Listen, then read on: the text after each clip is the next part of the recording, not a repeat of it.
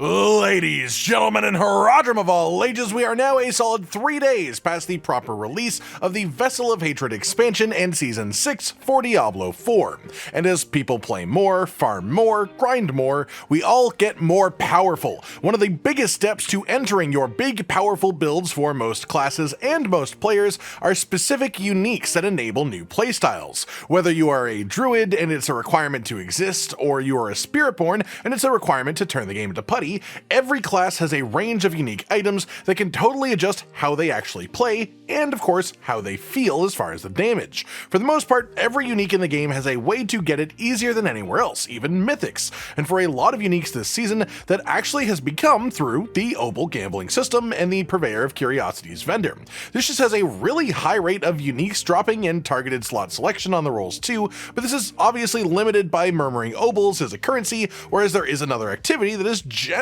more farmable and far more lucrative uniques per time ratio, if you know which ones you're trying to do. Not to mention the heightened chance of mythic unique drops as well, and, well, we could all use more mythics, right? This activity then is quite simply the boss ladder. This has gone through a few variations over the seasons, but has gotten a pretty big shift and change this season specifically with the revamped difficulty system. On top of the addition of Spiritborn as a class with a ton of uniques, of course, then being filtered in through this pre-existing system, so it's a good time to go over a sort of overview of how this works, both for players that haven't been around for a few months and came back for the expansion, or also just for people who aren't aware of the changes this season specifically. While doing pretty much any activity in the game, you will get boss summon materials. The most common methods of this are things like the undercity tribute for boss summon materials, world bosses which drop a bunch of these too, treasure goblins drop a bunch, and Helltide gives you loads too. Not to mention every elite in the game has a chance to drop boss summon materials when you kill them. There are 4 lower tier ladder bosses: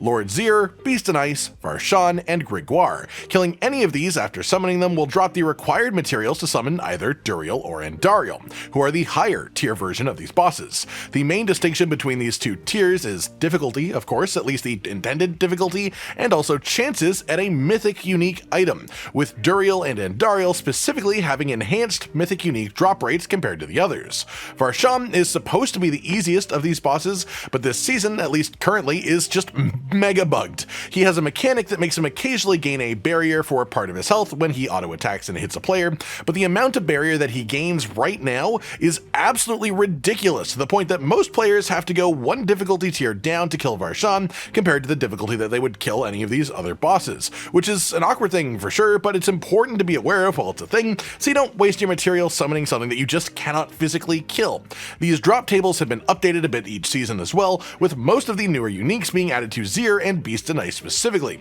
Aside from that, these are what Varshan drops for each class, with the addition that for Spiritborn he drops Craze of the Dead God, the gloves, the Ring of the Writhing Moon, and then also the Ring of the Midday Hunt. These bosses also cost the same amount of materials to summon on any Torment difficulty, but give increased rewards per increased difficulty tier, so the higher up you do it, the more they reward you. Next up is Grigor. He generally is easiest both just to get materials for actually summoning and to actually farm because of how he works, not just mechanically but also statistically, especially with Varshan's barrier issues. These are his original drop tables for uniques, and for Spiritborn he also drops Protection of the Prime Pants, Peacemonger's Signet Ring, and the Ring of the Midnight Sun, which is quite an important one, as well as Loyalty's Mantle Helmet, which is also quite important. After that is Lord Zir, whose only real notable attacks are the two-handed arm scythe hug, the pools of blood on the floor, and the sort of cylinder telegraph wing charge that he does when he's at lower health thresholds. These are his original drop tables, and for Spiritborn specifically, he also drops the Jacinth Shell chestpiece,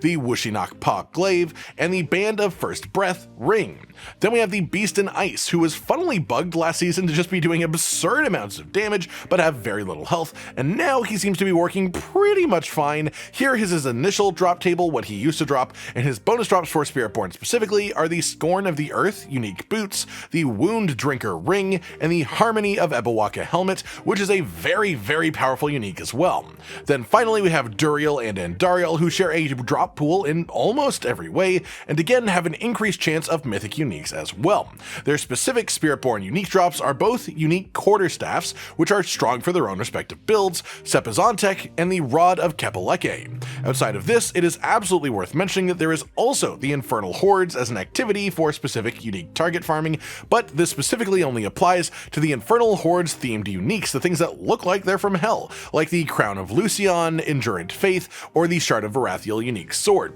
These all have boosted drop rates purely from the fact that the Council at the end of Infernal Hordes now drops items all by themselves when they die too, but for the most part these just have a higher chance of dropping in Hordes as an activity. Aside from this, while I mentioned earlier there are some pretty solid ways of targeting the boss summon materials in general, I should also bring up that not only do they have just a decent drop rate from random elites now, but there is also the specific overlap with the realmwalker seasonal mechanic. Once you reach Torment difficulties, doing a realmwalker event will give you a new option of opal to pursue called the Opal of Torment. This costs 200 sigil powder to actually activate the Seething Realm towards, but the Opals of Torment are a 30-minute long consumable that just gives any enemy that you kill a chance to drop boss materials on death. It's important to note on top of this that while you don't get drops from kills of random enemies and things like the Artificer's Pit activity or Infernal Hordes, they do have a backup for this for the Opal reward specifically that just builds up a chance to drop bonus rewards at the end of these activities. Another thing worth mentioning when it comes to the actual uniques and mythic uniques is that you actually can get a tribute for the undercity as well that makes it specifically drop uniques and ancestral uniques at the end, with a decent chance of dropping a mythic unique too, though far from guaranteed. Then aside from this, the other main way to get the most out of your boss materials is the new party finder system that's been added to the game. You can use this by pressing Shift P if you're on PC, or just finding the menu in the social section otherwise, and you can use this to try and find boss kill rotations. People create these to essentially use one load of boss materials to use a summon for 4 people, then rotate who actually uses their materials for each summon. This does require a bit of caution as there are people out there just looking to get free runs or take your materials, but for the most part people are relatively cool with this, they're relatively honorable, and it is of course just an honor system type of mechanic right now, so keep that in mind too, but this can make you get essentially 4 times the amount of kills for one set of materials if you find the right group. That just about does it then, everyone. Quite simply your guide to target farming uniques in Season 6, which bosses or activities to go to depending what you are after, why you would want to do it as well, and how best to go about getting the materials to do these runs as well. Not to mention that ladder summon bosses are one of the best sources of getting high quality runes for runewords too, like a lot of my actual legendary quality runes have come from these, so this is absolutely worth engaging with as much as you can, even aside from the fact that they drop lots of uniques and of course mythic uniques. Like if you liked the video, subscribe and hit the notification bell for more, and most importantly, ladies and gentlemen, until next time, stay sweet. Josh, Cotton, and Hollow with the videos, dropping the humor like a hammer on your tippy toes, bringing entertainment on a daily arrangement to take our insanity and turn it into entertainment. Yes, I said entertainment twice, to reiterate that it is nice to look into your faces on a mostly daily basis when you let us in your homes to make the whole world a stage. Goodbye.